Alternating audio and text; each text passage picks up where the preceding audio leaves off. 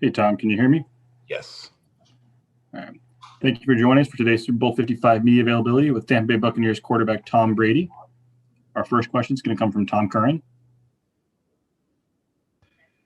Thomas. It's an old familiar name. I know that name. I know that guy. Long time, pal. 20 years. 20 years. Congratulations again. I'm glad to see your success this year. Very simple question. How often do you say to yourself, why me? Why did I get this opportunity in life? Why did it break this way for Tom? I think that's part of having it's a great question. I think about that quite a bit, actually. And, I think just being grateful for, all the blessings in my life, and I've got, more than anyone could imagine. So in the end, I just try to do the best I could do, with every situation. And, you understand there's a lot of people that have supported me over the time to get to this point. So I think any time you get a chance to realize your dreams, and I've been, between high school, college, pro football, doing this for almost 30 years. Just so appreciative of all the different people who have helped me along the way. Just so grateful for all the experiences that I had. And hopefully that, I can, in my own way, give back as best I can to, other people who may be looking to achieve and accomplish their dreams too. So it's a big picture approach. At different times in my life, I haven't had the perspective that I've had. I have a lot of perspective now just on this career. I wouldn't say on life. I think that I'm still learning from a lot of people who have more perspective on life. But from a football standpoint, I think a lot of it for me is trying to give younger players the information they need to be the best they could be. So in the end, I'm just, again, just very grateful, very appreciative. And, that's pretty much how I feel on a daily basis. We're going to go over to Camille Kostick. I know that name too. Hey, Tom.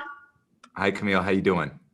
I'm doing good. I know you probably weren't expecting to hear me. I'm corresponding with Entertainment Tonight this week, and when I found out that I got to talk to you, I was like, absolutely. Let's do it. You have me like in tears over here a little bit. That it was really, I really felt that when you were speaking about that. So thank you. And I want to switch gears a little bit because I feel like of all people in Rob's life, you and I spend probably some of the most time with him. So I know at home, Rob, and I know that you know football locker room, Rob. So please tell me, I saw a little bit of impersonation that you've done earlier before, and I got a kick out of it because you did pretty good, I have to say, because I like to mimic Rob a lot. So can you tell me, give me like an insider edition of what it's like?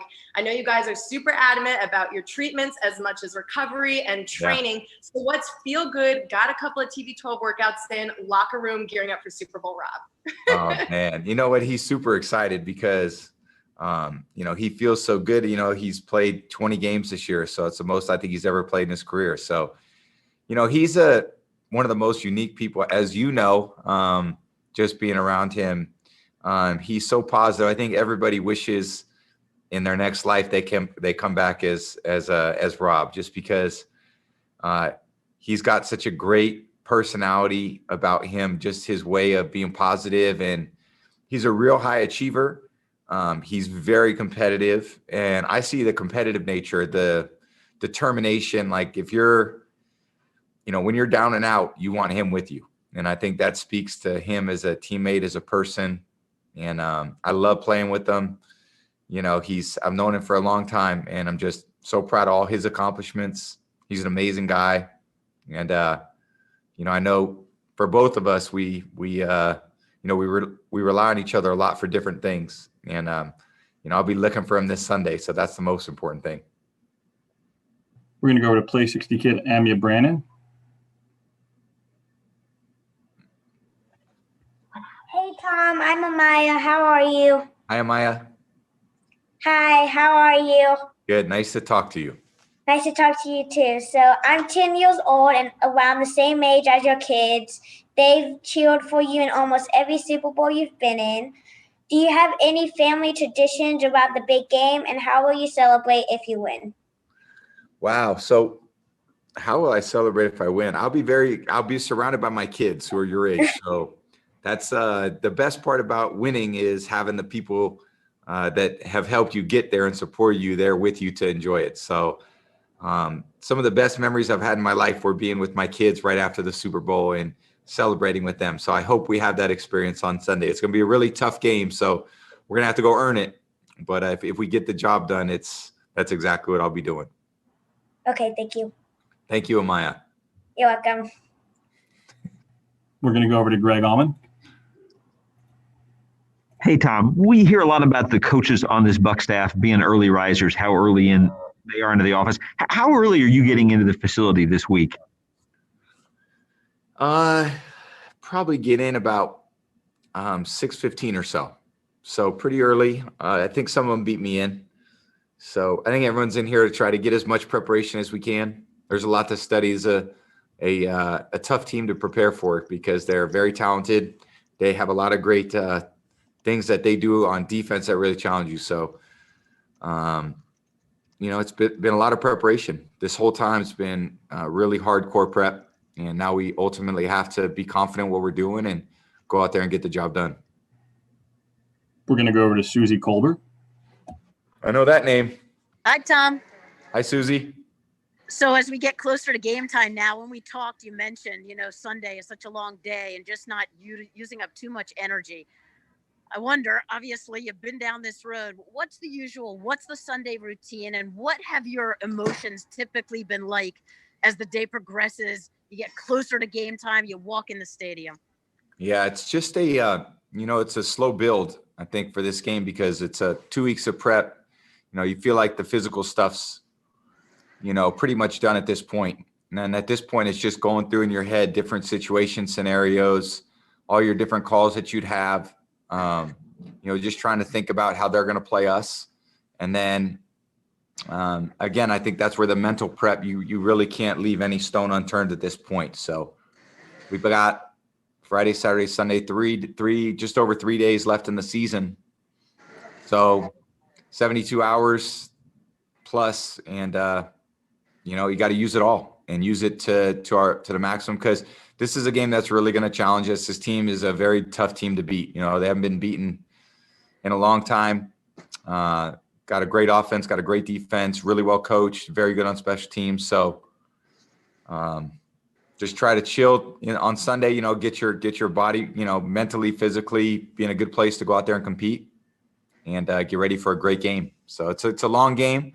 It's a hard game. It's a long day, but you got to be ready when the ball's kicked off, and we're going to be challenged. They're going to challenge us, and we got to go answer the challenge. All right, we're going to go over to Nora Princiati with the Ringer. Yeah, hey, Tom. So both your offense and Kansas City's have converted a decent number of third and longs this season. And I'm just curious sort of what the mentality is as an offense, as a quarterback, when you manage to get one of those and kind of stick it to a defense in that situation when they might have thought that they were about to get off the field.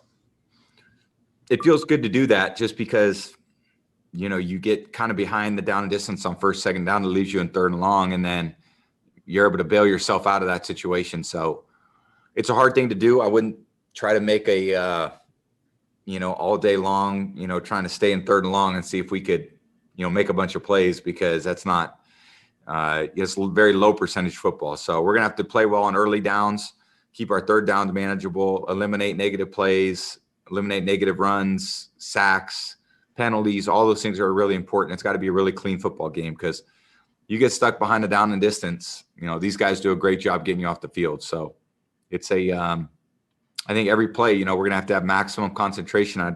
There's probably 70 plays left in the season. So all of them are going to have to be our very best. We have a few minutes left. We're going to go to Jonathan Jones from CBS Sports. Hey, Tom, your offenses over the 9 Super Bowls have combined to score 3 points in the first quarter, one of those quirky little stats. And I know they're all their own individual entity, but did you ever, or have you since, tinkered at all with your prep as it specifically pertains to the fourth quarter, and why or why not? I haven't thought about that much. Yeah, you'd obviously love to get off to a fast start. Hard to explain why or why not that hasn't happened. I'm sure there are all a lot of individual things why that's happened or not. So I don't know. I think ultimately for us this week, it's about, taking every play, understanding what we're trying to execute on a given play, and then go make it happen. So, the one thing about this game, you're playing the other best team in the league. So there's not a lot of margin of error.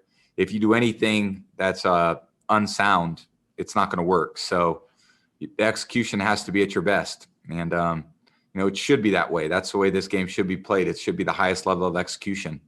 And because it's the most time to prepare, concentration, focus. You got to lay it on the line and try to make the plays when we got them to, when they're there to be made, we got to make them.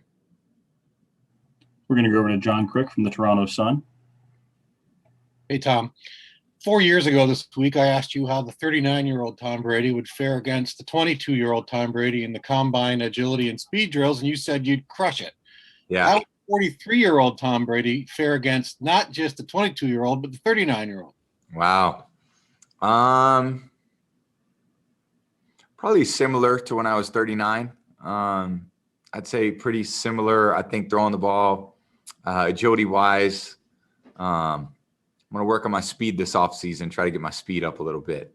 I see all these guys running around. I got to make a few of those plays. So I got to, I've already started thinking about kind of how I'm going to train. So I'd say that's the one thing that I want to always keep working on and continue to throw the ball well, be in good position to throw the ball accurately, continue to be a student of the game.